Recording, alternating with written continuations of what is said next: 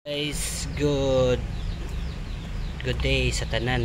So nanapod tay kuan ron na kani siya U-part 1 to LM.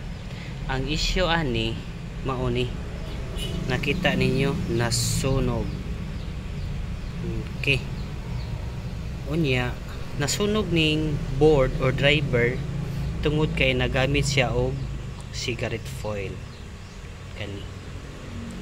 Actually, dili man gyud recommended man gyud sa battery nga magamit ka og kani coins, dili spring, dili cigarette foil, dili sad og kaning uban mga metal object, dili ni siya recommended. Example, kanyang buhaton man gyud kani flat, butangan ninyo og spring diri nga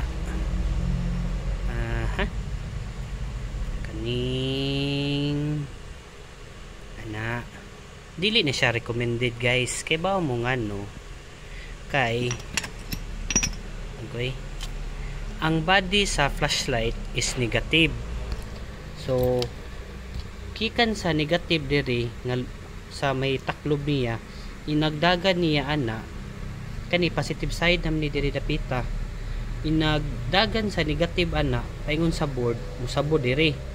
So ang mahitabo masunog ang board kay magka short circuit naman na kay nag-abot naman ang positive negative. So ang paghitabo adto mo na nga madaot na. Okay, so ang akong buhaton na lang yun ani kay kani basura naman pulihan na lang nako siya og bag-o nga board kanina aram ko daghang available.